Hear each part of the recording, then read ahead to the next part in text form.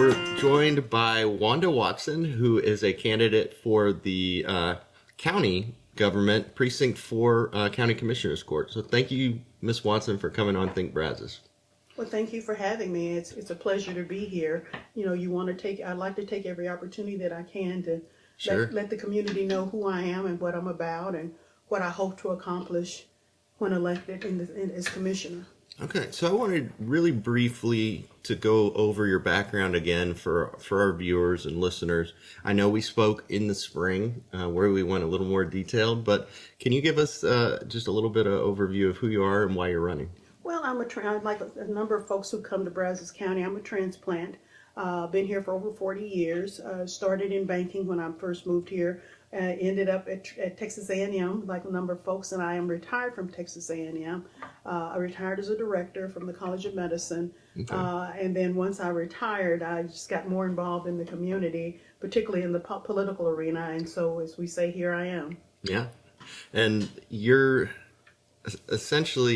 are running for the spot that a current commissioner is retiring from, right? Correct. Irma Cawley is the current commissioner. Mm-hmm. I think she's held that seat for about 2.5 terms, and she decided to retire. And in one of my moments when she mentioned she was retiring, I had one of those. Well, I think I can do that. I have to admit, I did not look at the job description. I had no idea, but I approached it from the perspective of I can serve the residents of Precinct 4. Sure. That was my total objective. And then once I delved into, did the research, then I started to understand the role and the scope a little bit of the job, because it is a job. But once, like I said, I'm in it now. So I am moving forward with it and looking forward to hoping getting to, I'm kind of owning it that I'll be commissioner-elect after November the 8th. So what about your priorities? You mentioned the district or the precinct 4, which is North Bryan, primarily Northwest. North Bryan. But what it was, sort of. Once I got into it and I block walked, it's really interesting. You go out Highway 21, past Castle Heights Church, and then you go west past the Smetana, past Rellis. And those areas back in there are a part of Precinct 4. In addition to Highway 60 past the airport, there's the Brushy community, and then on the right hand of if you're going west, on the left hand side, that community is carved out. And then if you look at where Lincoln Center is, they call it the State Streets. There's this literal square, a rectangle cut out that is a part of Precinct 4. So it hops over the university and it carves out Lincoln Center sort of south. Wow. But not all the way up to Southwest Parkway. Wow. It is an interesting map. Yeah, I bet. That's how when they were redrawing the map, you start looking at it and you're kind of surprised at the pockets that are comprised the part of Precinct 4. And I've had a chance to walk a lot of it. Wow. And nearly all of it. How do you block walk in the country as well? Because, you mentioned a lot of the more urban areas. Because what you do is, because it was a little uncomfortable at first. You have to literally drive up these long driveways. You get out your car. Of course, I'm looking for snakes. And then what I would always do, particularly for those who had cameras, I would hold up my door hangers so they'd know I was a candidate. Oh, yeah. So that they wouldn't think I was robbing the place. But in some areas were a little bit more uncomfortable than others, but you have to drive. You drive from one house to the next house to the next house to the next house. If you really want, you're working for it. So I was wondering about that. That's really kind of fascinating. As far as your priorities, or I guess I could rephrase the question as, what do you think the precinct needs the most, and what are you hoping to help them achieve in the coming couple of years? Well, the needs are varied. When I started out, my interest was broadband. I've come to understand now that that was sort of revealed during COVID when students had to work from home, and some of us had to work from home, and so I've come to understand how broadband is funded. There are many sources that are doing it now, but the county does have a responsibility to make sure that those areas that are outside the city limit have broadband. Right. I am really intent, and I'm still holding on to that. I think being open and transparent is extremely important, because in talking to the residents, number one, they don't know what a commissioner does. Number two, how, it's pretty much what can the commissioner's court do for me? And what is going on with the court? And so with all of the things that have been happening lately, I've done a couple of Facebook Live, and I've gotten positive response from that. And so what I hope to be able to say is, these are the issues before the court. As I'm saying what the issues are, it draws the citizens to come, for those who can, because 10 o'clock on a Tuesday morning, most working folks can't come. It's good that they're now streaming everything. Excuse me, but they're still, being there in person is better. But so open and transparency, broadband. I'm still very concerned about the mental health issue that came up before the court recently. And right now I'm not hearing a workable solution. Some of it is funding, some of it is processes, and as you can imagine, there are other entities that have an impact on what the county can do. But that is a big issue here in Brazos County, when you hear people having to wait for months if they're needing care, if they're needing to see someone. We don't have enough physicians, we don't have a resource. Or if someone has a medical crisis, Brazos County has to transport them out. And they had a mental health facility down there on Longmire, right? It was somewhere in South College Station, and it just kind of closed its doors and disappeared. And so we don't have another. We have MHMR. Right. We have MHMR, but they already have certain programs that they're working on, and they have different kind of funding. Right. So the county's funding doesn't mesh with what they already have in place. And so my understanding is, in order for the county to fund it, there has to be some organization, some governmental entity that is already working on specific kinds of mental health issues in order for them to fund it. They can't create a program. The program has to be in place, but their need is still there. So then the question becomes, who do you go to? Who do you try to work with? Where do you try to build that potential infrastructure so that the county can be responsive to that? Yeah, okay. I don't know if this is an issue that is past decision already, but I know in the past year there was a lot of discussion about having a medical examiner in the county. County, yeah. They have the ARP funding, and they're wanting to put a significant amount of money to that. They are looking to partner with the A&M College of Medicine, which, having worked at the medical school, I could see a real win with that. The cost. Yeah. Because Brazos County, while we're growing, I don't want to have my NCIS moment, but, I don't know, when they look at how many deaths and what a medical examiner office does, and given the requirements to create a medical examiner's office, can you imagine from a code perspective? I think it's a great idea, but it's so costly to start from ground. You're starting from nothing to build something of that magnitude, and then making sure that you're meeting today's standards to build it. Right. And the cost of staff, because we're talking very specific skill sets to run that organization. But I do like what it could do, because right now your justice of the peace do inquest, and they call it. But they're really not trained to the level that, and they admit it, at least a couple of the ones I've talked to, they're not trained to do what needs to be done when they have to go in. And so now, if there's a question of death, they have to send it to Austin. And that takes them, and it takes a while. It can take up to several months for them to get the results back. Wow. So you're kind of, on that issue, you're thinking it could be a good idea, but it's expensive. It's extremely expensive. I'm not saying no. I see the benefits. It's just the cost, but there is a need. Okay. A lot of things coming up recently about the, in the Commissioner's Court, about the budget and the tax rate and all that. I haven't heard, I don't think we talked about it in the spring, about the tax rate. Do you have any opinions on that? Well,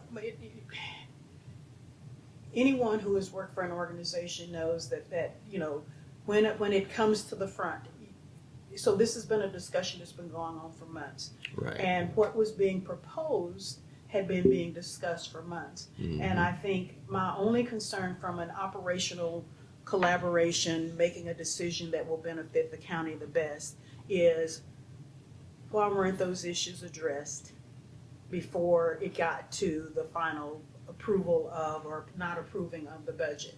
I don't know enough. I'm being honest. Yeah. I don't know enough. I've been trying to understand it in terms of the variations in the tax rates that are being discussed. I do recognize that several of the commissioners walked out with, I call it the binders, with all of the details that where you understand what those line items mean and what the impact will mean, and if there are no new taxes it defaults to the 2022 tax rate, what Right. impact that will have. And so I guess I'm looking at it from if I were sitting in that seat, Right. what are the consequences when you also have people who say, well, Brazos County is growing, these are our expectations of the operation of the county, against truly as a taxpayer, understanding the impact on the everyday citizen, where the everyday citizen expects the county to do certain things, Right. but then if the funding is being impacted, so it's kind of like I'm still trying to decide where I fall down on that, because truly, I'm in one of the most economically diverse precincts. Right. I live in precinct 4. And so the disparity is wide. Yeah. And so those with the least are also equally impacted by that decision. And so I'm running to support my constituents. Do I want them overtaxed? Absolutely not. Right. But how do we balance the needs, the operations, the needs of the citizens, where even though they may not realize some crisis comes up that the county is responsible to making sure that they're not overtaxed or they're being impacted by that. Yeah. So let's talk about transportation for a minute.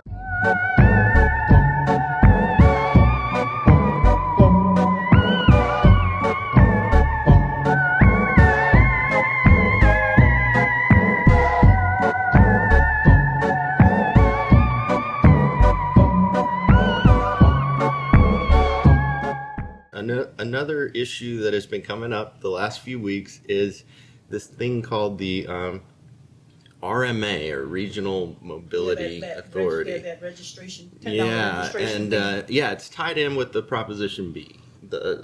Am I right on that? B? Yes, you're correct. Okay. It's property. What do you know about that, and where do you stand on Well, this? when I first heard about it, and this is early on when I filed and I had one of my first interviews, I was absolutely clueless. But my first response was kind of what I just said. For example, for me to register my car every year, it's right now it's $75. You add a $10 fee and it's $85. If you're talking about $10, may not seem like a lot for some people, but think about it. If there's a person who is a wage earner who also needs their vehicle, $10 can be a lot of money for even if it's a one-time fee coming at an inopportune time. So I really struggle with that. Yet it goes back to my first conversation about the tax issue. I've attended several meetings where they've talked about, traffic in Brazos County is getting to be really bad. Right. And so everybody is saying, oh, the traffic. And so how does that, you sort of like the cake and eat it too kind of a thing. But I think I'm leaning toward not supporting it for now. Okay. Because I think we need to figure out different kinds of things that we're trying to do, because there's also a Prop A which is also tied to a bond issue. And so that's a little bit different in terms of how you pay it back. It's also a tax issue, because some of that payback comes from taxes. Correct. And so we're up against, I really probably think people, when you say additional taxes, it's probably not going to pass. But behind all of that, there are consequences of not passing it because of what is going on with Brazos County and the traffic issue, which has always been an issue as long as I've been here, especially on football game weekend. But the growth of the county is creating a whole nother traffic overflow. Well, some people say that, as a house, for example, in town, in our case, Bryan and College Station, become less and less affordable to the average person, you naturally have more growth in the county. You talked about traffic, but are there other impacts that are happening because Bryan and College Station are becoming so unaffordable?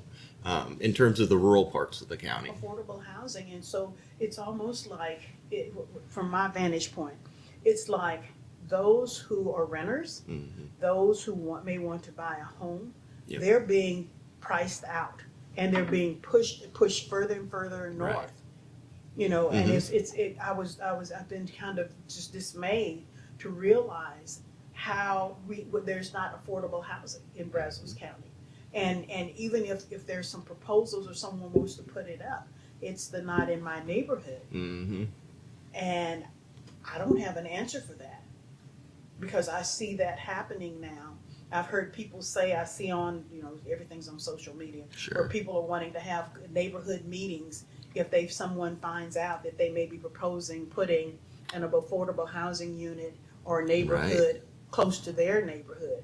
And so, how do you what's deal the with solution? that? I have no idea how you deal with that, because on the one side you understand how people feel about their property values, and then you have people who need homes. And I don't know how Bryan College Station is going to deal with it, because the College Station, they push more and more people to Bryan, and now Bryan, in their effort to become more economically viable, they're also creating the same kind of situation.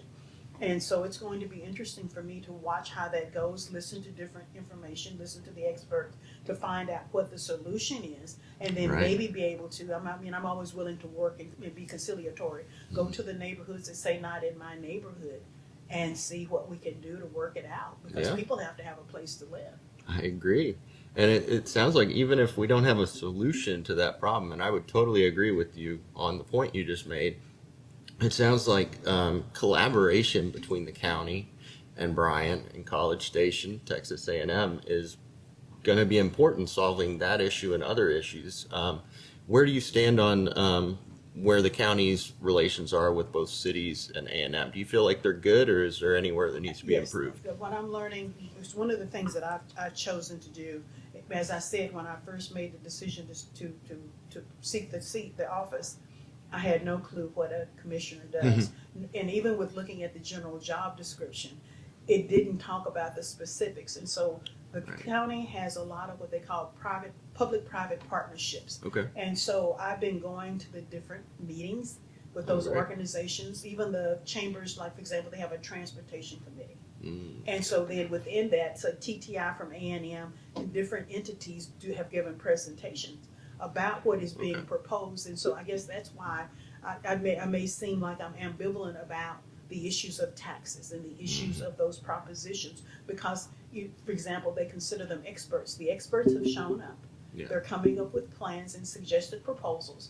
And so, because I was surprised that they're talking about an East Loop, for example, which is out east of Bryan, past Highway 21, all the way down to Fitch. And so you're hearing about some proposals to try to ease some of the issues that are impacting transportation, for example. What they're doing with businesses that maybe they've given tax abatements to, whether or not they're meeting what they propose. I mean, it's been a real interesting look at how government works, how these entities, both cities, the county, Texas A&M, and any other entity that may have a role in this, how they are coming together to try to collaborate in a way that benefits the county as a whole. So they are working together. I think they have a great relationship. I think it seems that the Chamber of Commerce is actively involved in that. And so they're doing what I think they need to do in order to try to benefit the county as a whole. I have a little bit of concern because the growth and the economic development is all about bringing in businesses and doing things that enrich the county. But I'm a little concerned because I'm always looking to hear what is there anything in there that will be a direct benefit to the residents of Precinct 4. Some of the jobs, because there's variations in the educational level and the work at the skill level. And so I'm always looking to hear, with all of what is being proposed, making sure that, or finding out what is for Precinct 4. And in some of the things that are being discussed, for now, I'm a little concerned because I'm not hearing. Even some of the new road things that could be fixed with, some of the ARPA RMA, Okay. or the other road thing, the other Prop A. I know one part is out by Rellis, Right. and because of that traffic that where it forks off, they either go Riverside now, or it's coming into Bryan, and so they have a plan, a project that could fix that, and so that's in Precinct 4. Mm-hmm. So that's one little piece of the pie that is going to be have a direct impact there. But I have not heard a lot of what is being proposed coming north of Villa Maria even. Oh wow. And so I'm gonna always look for that, because I haven't been in it enough to know all of the things that are going forward. But I do look for that. Yeah. Okay. Another thing I wanted to touch on, just because it's been in the news so often in the last couple of months, and it's that it's been resolved, but it's the early voting thing, and there was a big hoopla, over the last couple of months with the students were very concerned about not having a voice in the early voting on campus. But this isn't the first time that there have been these discussions about where you put the voting, early voting places. Here's what I think. I think that it starts with the election administration, who report to the commissioner. Right. So I think what has happened in the past is that you're looking at historical information, but not looking at today's issues in terms of where to vote, how is the voting pattern changing. Mm-hmm. I know in one case it was, that's what's been done in the past. Right. We can't do that. The person needs to take a good look at the changing patterns, community concerns, and then when you take that information to the commissioner's court should have looked at it more closely. But with all of the issues, I will admit, as anyone who's been a manager or a director, if you have a team who are experts in their area, you look to them to give you the best, the latest, greatest information. And sometimes if they give a presentation, you look to make sure that that's good information. And I don't think that I think they kind of rubber stamped it, and the consequences was that you had this issue. And I, as a woman of color, I will never vote against any opportunity for people to vote. I consider that voter suppression, and so I think it was a wrong decision to close the MSC, because you never want to limit the possibilities. But it's also a long-term planning thing. Right. So. Yeah. Okay. Well, is there anything else that we missed today that you'd like to make sure we touched on? No, I think we covered the big issues that are the most prominent in the news today, and so therefore I am just, as I said, I'm sort of doing a listening, learning tour throughout the county with all of the agencies that I'll be able to have an opportunity to make a decision or have an impact on. Okay, perfect. Well, if somebody wanted to get in touch with your campaign in the closing weeks before the election, how could they do that? I have a website, WandaWatson.com. Okay. Or they can call me. My cell phone is out there also, but all my contact information is on my website. Okay. Well, Ms. Watson, again, this has been Wanda Watson running for Precinct 4 on the Commissioner's Court. Thank you so much for joining Think Brazos. Well, thank you for having me.